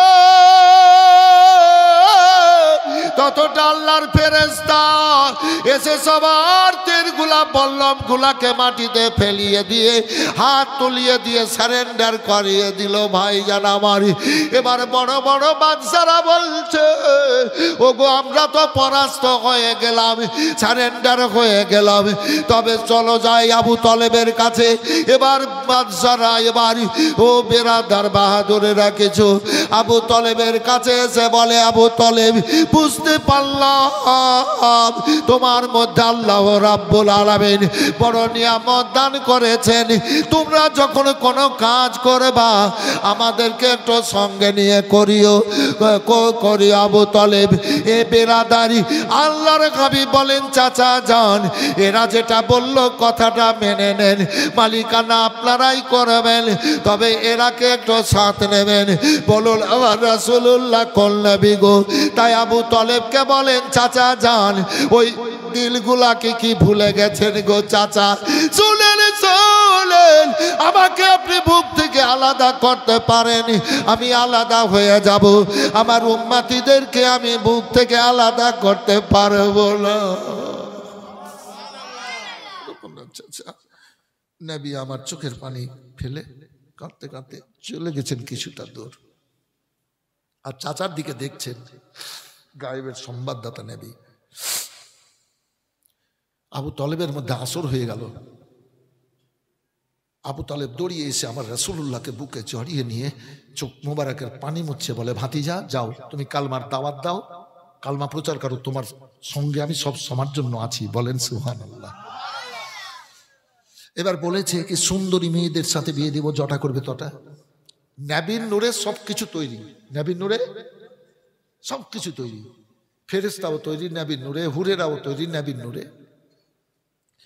তো একটা হুর যদি আসমানটা ফাটিয়ে শুধু মুখটা বের করে, তো হুরের চেহারা দেখে সারা দুনিয়ার মানুষ খাওয়া দাওয়া বন্ধ করে দিবে, কাজ কাম ছেড়ে দিবে, ছেলে মেয়ে সবাই শুধু হুরের চেহারা দেখবে। আল্লাহ এত হুরকে রূপ দিয়েছেন, বলেন সুবহানাল্লাহ। আর হুর যদি আসমানটা ফাটিয়ে জান্নাত থেকে এসে আর গোটা বডিটা বের করে দেয়, তো দুনিয়ার মানুষ দেখা মাত্র হার্ট ফেল করবে। এত রূপ দিয়েছেন আল্লাহ হুরকে। ইস, নবীর নূরে তৈরি। আর নবীকে বলছে দুনিয়ার সুন্দরী মেয়েদের সাথে বিয়ে দেব। আপনারা, আমি, এই যে ছেলেরা প্রোগ্রাম সাজিয়েছেন, গোটা গ্রামের লোক সাথ দিয়েছেন, মায়েরাও সাথ দিয়েছেন, কোন স্বার্থে দেখেন তো? আপনারা আমি যদি নবীর গোলাম হয়ে মরি, কিয়ামত হবে, হাসর হবে, জান্নাতে যাব, আপনারাও যাবেন, তো 70টা করে 74টা করে, বুঝতে পেরেছিলেন কটা বললাম? 74টা করে হুর স্ত্রীর রূপে আল্লাহর কাছ থেকে পুরস্কার পাবেন। বলেন সুবহানাল্লাহ। কম সম ব্যাপার নাকি? 74টা করে হুর স্ত্রীর রূপে দান পাবেন, 70টা বিবি পাবেন হুরকে জান্নাতে। আল্লাহ 70 গুণ ক্ষমতা বাড়িয়ে দেবেন, ক্ষমতা 70 গুণ বাড়িয়ে দেবেন, 70 গুণ আল্লাহ আনন্দ বাড়িয়ে দেবেন। শুধু আনন্দই আনন্দ। আরে দাড়িও থাকবে না, আর মোচও থাকবে না, সব 18 বছরের যুবক হয়ে যাবে। বলেন সুবহানাল্লাহ। এই যে সব লোক, এই যে আমি, সব 18 বছরের যুবক, আপনারাও সব 18 বছরের যুবক দাদা, সব দাড়িও থাকবে না, মোচও থাকবে না। আল্লাহ মেয়েদেরকে দাড়ি দেয়নি, ছেলেরাকে দিয়েছে নাকি? একটু হ্যাঁ না বলতে হবে। তো এই যে ছেলে, আমি মৌলানা, বড় বড় দাড়ি, বড় বড় মোচ, ঘুমাইছে নাকি লোকটা?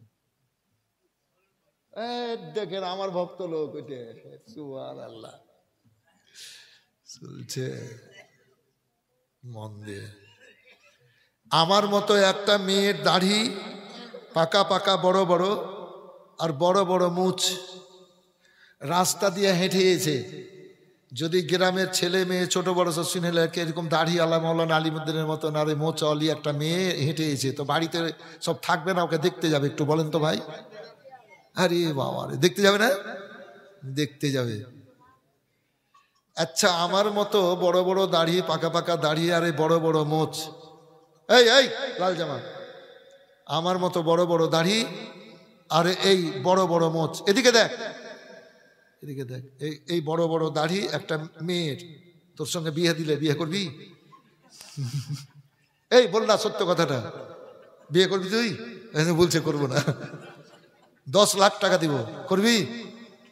10 লাখ করবো না। 20 লাখ, 50 লাখ, তাও বলছে বিয়ে করবো না। ও মা খালা বোনেরা গো, আল্লাহু রাব্বুল আলামিন আপনারাকে দাড়ি দেয়নি, মোজ দেয়নি, বড় দয়া করেছেন। কি সত্য কথা বলে? তুই পরীক্ষায় পাস রে, তোকে বিয়ে কে করবে রে? এত বেরেন তোর দাদা, কঠিন বেরেন। একটু আয় তো, এই এদিকে উঠে হাত মিলা। তোকে হাত মিলালে কিসে লেগে ডাকনো জানিস? সবাইকে দেখাই নু, সবাই দেখলে যা যা পিছলে পড়ছিস কেলে। তো জান্নাতি হু হাজরত বাবু, জান্নাতি হু। তো আল্লাহ মেয়েদেরকে মোচ দাড়ি কেন দেয়নি, কারণটা বলবো? মানে ছোট্ট বেরেনে কথা বলছি আমি, বলবো। ইহুদি নাসারার, হিন্দু জন বৈধ খ্রিস্টানের মেয়েরা বিউটি পার্লারে গিয়ে এই চোখের ওপরে যে একটু সৌন্দর্য, বিপদ রুখার জন্য আল্লাহ চুল দিয়েছেন, এই চুলটাকে কি বলে? ভুরু।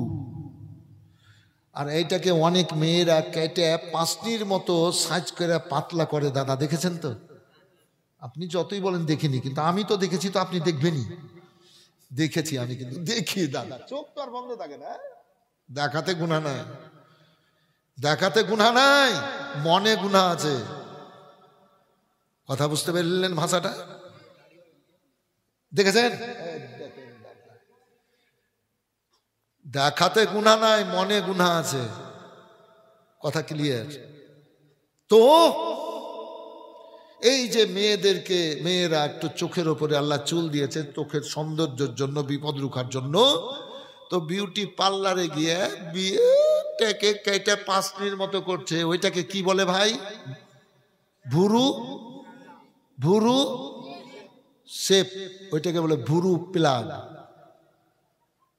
ভুরু প্লাগ, ভুরু প্লাগ। আর আগে কি বলেছিলাম? ভুরু শেপ। আল্লাহ যদি এইসব মাইয়া লোককে দাড়ি আর মোষ দিত তো ঘর বাড়ি ছেড়ে নাপিতের ঘরই পড়ে থাকতো। হ্যাঁ, শেপই করে বেড়েত। তো আল্লাহ দাড়ি দেয়নি, মোষ দেয়নি, তো দয়া করেছে। বলে সুবহানাল্লাহ।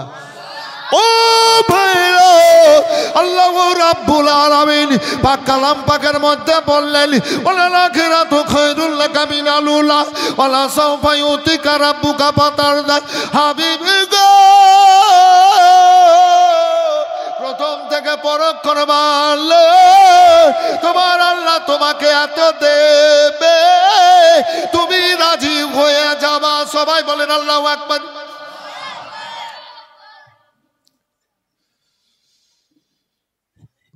70টা হুর আপনারা নবীর গোলাম জান্নাতে যাবেন, বিবি রূপে আল্লাহর কাছ থেকে পুরস্কার পাবেন। বলেন সুবহানাল্লাহ। আচ্ছা, এই নবীকে বলছে সুন্দরীর মেয়েদের সাথে বিয়ে দেব, তো ওরা বেকুব না ভালো মানুষ? বেকুব নয়, বেকুব। আবু জাহেলের অফার দিয়েছিল। এবার ছেলেদের বললাম মেয়েদের কি হবে নাকি? মায়েদের কি হবে? মেয়েদেরটা বলে দিতে হবে কিন্তু। কি বাবু, মেয়েরা হয়ে যাবে জান্নাতি, আল্লাহ হুর বানিয়ে দিবে। আর আপনার স্বামী যে 70টা হুরকে বিবি রূপে পাবে, এই 70টা হুরের ওপরে মালিকানা চালাবে ওর স্ত্রী। তো মেয়েদেরও কত বড় ভাগ্য। কি, ওর তো নিজে স্বামীকে নিয়ে থাকবেই থাকবে, আর 70টা হুরের ওপরে মালিকানা চালাবে, হুকুমরানা চালাবে। বলেন সুবহানাল্লাহ। মা, আপনাদের জন্য খুশির খুশির খবর আছে, অনেক আছে। ওগো, একজন মেয়ে উম্মে সুলাইমিন তার নাম গো। আল্লাহর হাবিব সাল্লাল্লাহু আলাইহি সাল্লাম যখন মক্কা থেকে মদিনায় হিজরত করে গেলেন, উম্মে সুলাইমিন রাদিয়াল্লাহু তাআলা আনহার এবার স্বামীর নাম ছিল মালিক। তার কোলে একটা ছেলে ছিল, ছেলেটার নাম হযরত আনাস রাদিয়াল্লাহু তাআলা আনহু। যেই সাহাবীর কথা অনেক হাদিস পাক থেকে বর্ণনা আছে, বর্ণনা করেছেন। ওয়ান আনাসিন কল কল রাসূলুল্লাহ সাল্লাল্লাহু আলাইহি ওয়াসাল্লাম, এ হযরত আনাস রাদিয়াল্লাহু তাআলা আনহর মা হযরত সুলাইমিন রাদিয়াল্লাহু তাআলা আনহা এবার হিজরত করে ও ছোট ছেলেকে নিয়ে এবার মদিনাতে চলে গেলেন। স্বামী এবার তালাক দিয়ে দিল। স্বামী মালিক কাফের ছিল, সে আর গেল না। এবার মদিনায় যাওয়ার পর ওই অবস্থায় ছেলেকে নিয়ে থাকে। আল্লাহর হাবিব গো, হযরতে তালহা রাদিয়াল্লাহু তাআলা আনহু একজন সাহাবী, সাহাবীর সাথে বিয়ে করে দিলেন। এবার বংশ সংসার করেন, একখানা বাচ্চা হলো, তার নাম হলো উমার। আস্তে আস্তে বড় হতে লাগলো। এবার অসুখ হয়ে গেছে, হাঁপের অসুখ, হাঁপেরও অসুখ, আর শ্বাস জোর জোর যেন চলে। ও বিরোধের একদিনকার ঘটনা, আল্লাহর হাবিবের কাছে কিছু মেহমান, আল্লাহর হাবিবের সাহাবীরা কিছু নিলেন। হযরতে তালহা রাদিয়াল্লাহু তাআলা আনহু একখানা মেহমানকে নিয়ে বাড়ি গেলেন। সুলাইমিনকে বলেন, সুলাইমিন বাড়িতে কিছু একটু কি খাবার আছে? বলে, স্বামী গো আছে। ছেলে উমার যদি খায়, আনাস যদি খাই, ওদেরই পেট ভরবে না, সামান্য একটু খাবার আছে। আল্লাহু আকবার, আল্লাহু আকবার। হযরতে তালহা রাদিয়াল্লাহু তাআলা আনহু বললেন, আল্লাহর হাবিবের কাছ থেকে একটা মেহমান এনেছি। বিবি রে,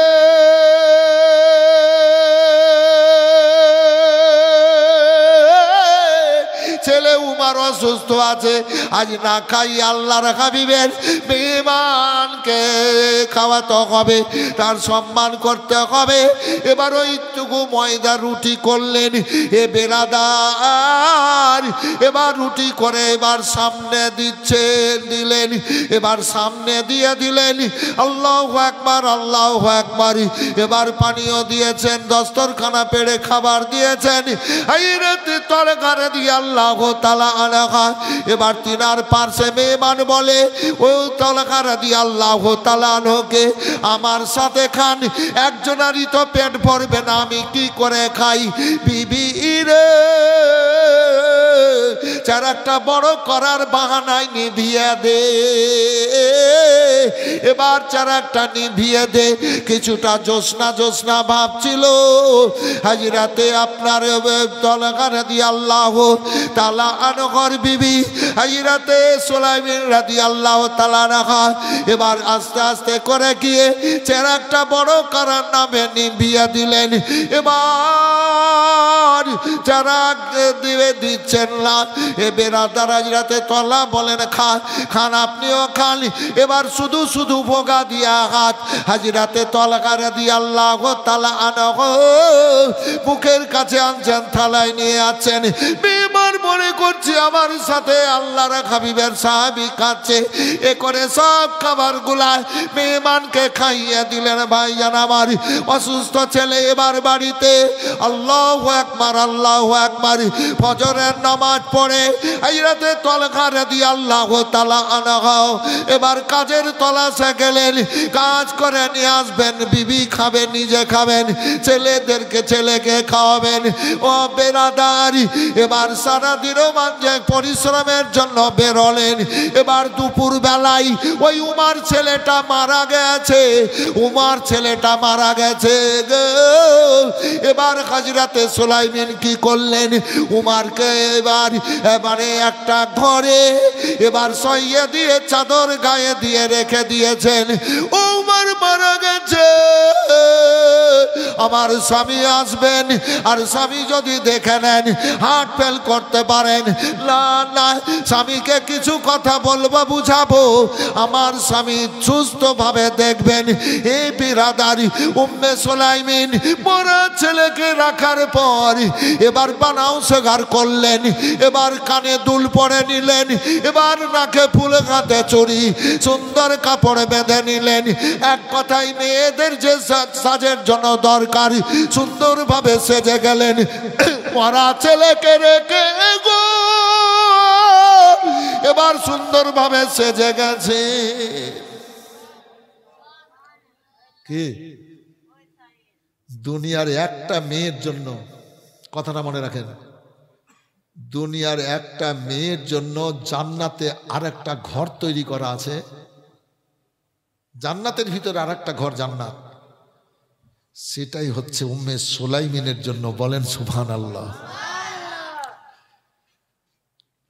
নবীর দেওয়াঙ্গী ছিলেন, খুব নবীর প্রেমিক। যে কোনো কাজ করতেন তো নবীর প্রতি দরুদ শরীফ পড়ে কাজ করতেন। আর আজকালকার মেয়েরা টাকা পয়সার খেয়াল, আল্লাহর জিকিরের খেয়াল দৌড়ে, দরুদ পাকের তো খেয়ালই থাকে না। আর উম্মে সুলাইমান রাদিয়াল্লাহু তাআলা আনহা কাজ কাম করতেন তো দরুদ পড়তেন রাসূলুল্লাহর প্রতি। যাতাতে গম জব পিসতেন তো দরুদ পড়তেন। এইসব সব কাজ, কাপড় দিতেন তো দরুদ পড়তেন। মুখে তো আর কাজ করে না, দরুদ পড়তেন। মা এগুলা করতে হবে, এগুলা করতে হবে, ভালো থাকবেন, আল্লাহ আয়ু বাড়াবেন, আল্লাহ বেশি বেশি করে জিকির আজকার করিয়ে নেবেন। মিথ্যা বলবেন না, মিথ্যা বললে আয়ু কমে। চুগলখড়ি করবেন না, আয়ু কমবে। পরনিন্দা করবেন না, আয়ু কমবে। হারাম খাবেন না।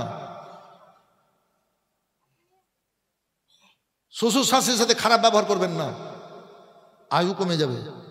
আপনার স্বামীরও আয়ু কমবে, আপনার স্বামীও বিপদে পড়বে, স্বামীকে কঠিন অসুখ হবে। আপনাদের পাপ ছেলে মেয়ের ওপর দিয়েও যেতে পারে। আছে দাদা, আছে, ছেলে মেয়ের ওপর দিয়েও যেতে পারে। সে তো আপনি ছেলে মেয়ে কি অন্যায় করেছে যে আপনি শাশুড়ি শ্বশুরের সাথে বেইমানি করে, তার সেবা না করে, খিদমত না করে আপনার ছেলে মেয়ের ওপরে খারাপি নিয়ে আসবেন? না, যতদিন শ্বশুর শাশুড়ি থাকবে স্বামীর হক আদা করে সেবা করিয়েন, খিদমত করিয়েন। ওই মেয়েদের জীবনই হবে ধন্য, তারাই হলো পুণ্যবান মেয়ে আল্লাহর দুনিয়াতে। ছেলেরা বইয়ের কথাতে পড়িও না। আজও আমি দুপুরে মায়ের পাশে বসে, বুড়ি মা 95-96 বছর বয়স, ঠুকঠুক করে হাঁটে, তো মনে করলাম দুপুরে একটু চুলটা আঁচড়ে দিই, চেয়ারে বসে আছে আঙিনাতে পাশাপাশি, তো মনে করলাম আঁচড়ে দিই, তো চুলটা আঁচড়ানো হলো না। তাই বাড়ি থেকে যেদিনই আসে, তো আজ এসছি, তো কালকে গেছিলাম, পরশু গেছিলাম, তো কপালে হাত বুলিয়ে মায়ের পায়ে চুম্বন দিয়ে গেছিলাম। এই দুদিনকার কথা বলছি, মানে প্রত্যেক দিন বাড়ি থেকে আমি বেরিয়ে যাই তো মায়ের কপালে হাত বুলিয়ে পায়ে চুম্বন দিয়ে যাই। আজকেও এসছি, মায়ের কপালে হাত বুলিয়ে পায়ে চুম্বন দিয়ে এসছি। আবার যাব বাড়ি, কালকে আবার যাব বীরভূম, আবার মায়ের কপালে হাত বুলিয়ে পায়ে চুম্বন দিয়ে যাব, আবার বাড়ি আসবো রাত্রে আল্লাহ যদি আনাই, তারপরের দিন আবার ছাঁচল। অ্যাডভার্টাইজ করছি না, জি মায়ের কথা বলছি।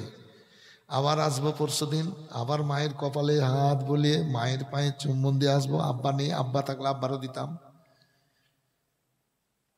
আবার বাড়ি যাব, আবার বাড়ি থেকে আবার প্রোগ্রামে যাব, দিয়ে আবার ওই মায়ের কপালে হাত বুলিয়ে মায়ের পায়ে চুম্বন দিয়ে যাব। মা আল্লাহর দুনিয়াতে এত বড় নিয়ামত, মা যদি খুশি হয়ে যায়, আল্লাহ ওই মায়ের পায়ের তলে আপনাদের আমার জান্নাত কবুল করবেন। মায়ের মনে যে মা 10 মাস 10 দিন পেটে রেখে অতি কষ্টে জন্ম দিল, ও মায়ের মনে রইল বেদনা গো, মায়ের মনে আছে যন্ত্রণা। ছেলের যখন কিছু হয় মায়ের কলে যায় আগুন জ্বলে যায়, ছেলের যখন কিছু হয় মায়ের কলে যায় আগুন জ্বলে যায়, ওই আগুন তো নিভে না কিছুতে, আমার মায়ের মনে আছে বেদনা গো, মায়ের মনে আছে যন্ত্রণা। ছেলে আছে এক বিদেশে, বিদেশির রূপে, ছেলে আছে এক বিদেশে, বিদেশির রূপে, মায়ের সাথে দেখা হলো না, মায়ের মনে আছে বেদনা গো, মায়ের মনে আছে যন্ত্রণা। মাকে যখন কবরে রাখা যায় তখন বলে আমার ধন রইল কোথায়, মাকে যখন কবরে রাখা যায় তখন বলে আমার ধন রইল কোথায়। ছেলে ভুলতে পারে মা ভুলবে না, মায়ের মনে আছে বেদনা গো, মায়ের মনে আছে যন্ত্রণা। বাপ মায়ের মনেতে ব্যথা কখনো দিও না, কখনো দিও না, মায়ের মতো আপন এ দুনিয়ায় কেউ হবে না, মায়ের মনে তে ব্যথা কখনো দিও না, কখনো দিও না। মায়ের মুখের হাসিতে খুশি হয় আল্লাহর আরজ করেছি, মায়ের মুখের হাসিতে খুশি হয় আল্লাহর আরজ করেছি। ওই মায়ের পায়ের তলে আল্লাহ রেখেছেন জান্নাতের ঠিকানা, মায়ের মনে তে ব্যথা কখনো দিও না। খুব সুন্দর মজলিস দাদা, কোনো শব্দ নাই, কি বাবু? আরে বড় বাগানে তুমি গেছিলে না? ইস, খুব ভক্ত ছেলেটা আমার। কোনো শব্দ নাই, কোনো আওয়াজ নাই, চুপ করে শুনছেন।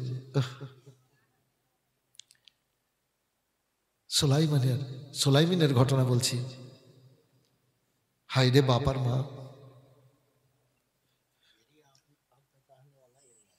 জি, একজন ছেলে বিয়ে করলো, আল্লাহ সিস্টেম তৈরি করেছে, বাচ্চা হলো।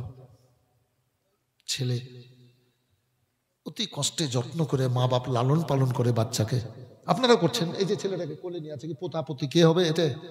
হ্যাঁ, ছেলেকে কোলে নিয়ে কত আদর, জানের পিয়ারা। জি,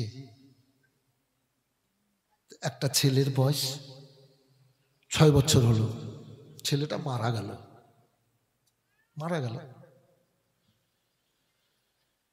সব জামা কাপড় খুলে দেওয়ার পর সাদা কাপড় দিয়ে ঢেকে রাখা আছে। মা চেহারায় হাত বুলাচ্ছে, ওরে আমার ধন, ওরে আমার কলেজার টুকরা। হাত গুলা লাড়ছে, পা গুলা লাড়ছে, ওরে আমার কলেজার টুকরো, ওরে আমার ধন, ওরে আমার মনের ঠান্ডাক। তুমি এমন দেশে চলে গেলা, না আসার দেশে।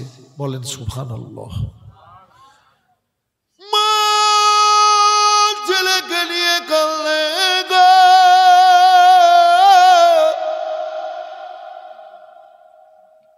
ছেলের বাপ বাইরে, আত্মীয় স্বজন আসছে, সবকে জড়িয়ে ধরে কাঁদছে। অনেক সময় গেল, ছেলেটাকে গোসল করিয়ে কাফন পরিয়ে দিল, সে সাজিয়ে দিল, কোলে তুলে নিয়ে জানাজার জন্য চলতে লাগলো। অনেকে কাঁদছে, বাচ্চার মা বাড়ি থেকে বেরিয়ে কাঁদছে। ছেলের জানাজা হলো, ছেলের বাপ বলে একটু দাও, নিল। ঘটনাটা অনেক বড় করে বলি, আজকে ছোট করে বলছি। ওরে আমার বুকের ঠান্ডা আমার বুক থেকে আলাদা হয়ে যাচ্ছে। আবার লোকেরা নিল, নিয়ে গেল কবরস্থানে, কবরে সমালো, তীর পাটাটন দিয়ে মাটি দিয়ে ঢেকে দিল। বাড়ি গেল সমস্ত মানুষেরা, মেয়েরা। ছেলের বাপ কিন্তু ঘরে গেল না, বাড়িতে গেল না, বাড়ির বাইরে বসে বসে কাঁদে। মেয়ের মা ওই ছেলের মার ঘরে গেল না, ওই বাইরে কাঁদছে। বেটারে কোন অজানা দেশে গেলে রে বেটা, একবার কেন মা বলে ডাকছ না? আমার কলেজায় আগুনে লেগেছে বেটা, একবার মা বলে ডাক দাও, ডাক দাও, ডাক দাও। ছেলে তো মরে চলে গেছে কবরে।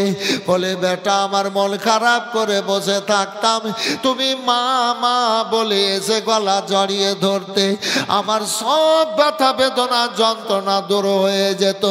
বেটা আরে একবার মা বলে ডাকো।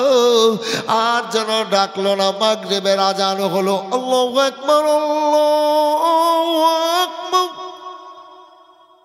আবার আল্লাহু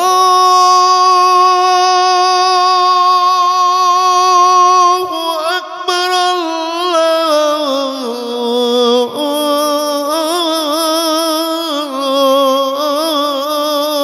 আকবার। আজান। মেয়েটাকে পানি নিয়ে গিয়ে দিল, মেয়েটা ওযু করে নামাজ পড়লো। মেয়েরা ধরে নিয়ে গেল, রাত্রে অন্ধকার চলে আসলো, ঘরে বসালো, কাঁদছে, চোখের পানি বয়ে যাচ্ছে ছেলের জন্য। খাওয়া নাই, দাওয়া নাই, সোনা দানা টাকা পয়সার কিছুর মহব্বত আর দিলের মধ্যে নাই। ঘরের তালা মারছে না, বাক্সে তালা মারছে না, কাঁদছে। খেলো না, ওর বাপও খেলো না, ডাকছে তো বাড়ি যাচ্ছে না ওর ছেলের বাপটা। এই ছেলেরা বাপ মা এত বড় নিয়ামত, এড়াইও না, এড়াইও না। স্ত্রীর কথাতে বাপ মা থেকে দূরে সরিও না। বাপ মা যদি কষ্ট পায়, আল্লাহ নারাজ হয়ে যাবে, খবরদার।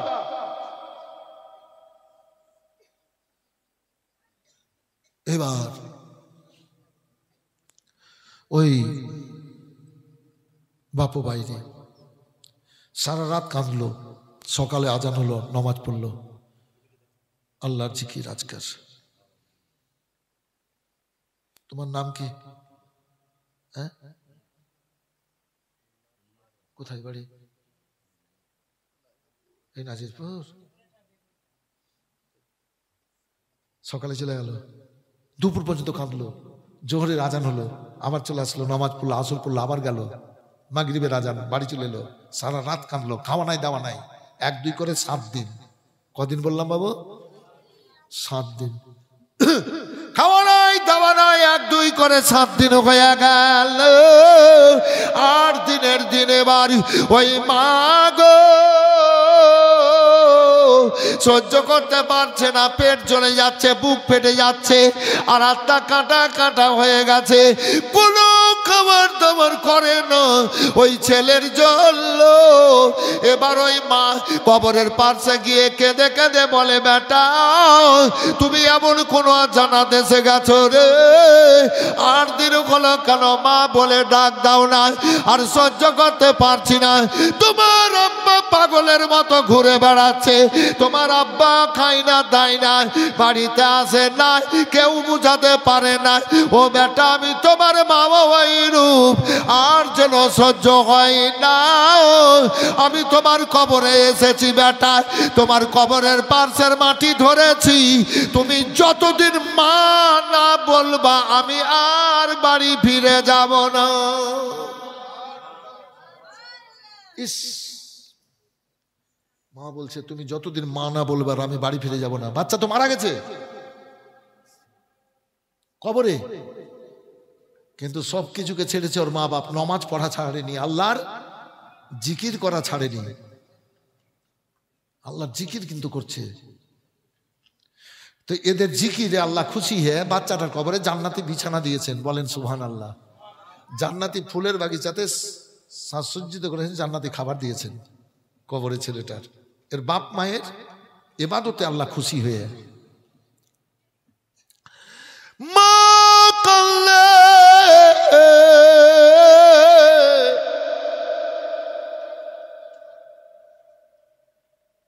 আমার আল্লাহ বলেন, ছেলে রে,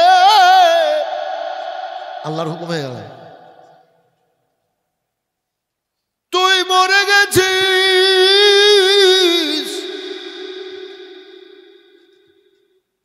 তোর মা বাপ আত্মীয় স্বজনে মনে বড় দুঃখ কষ্ট, আরে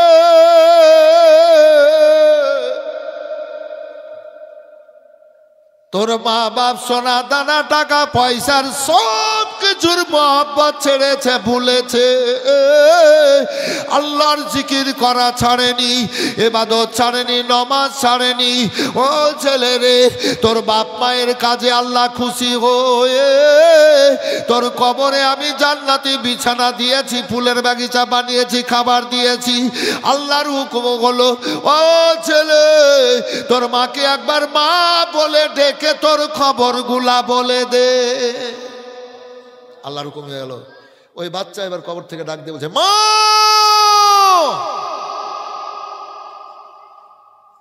কাঁদিও না,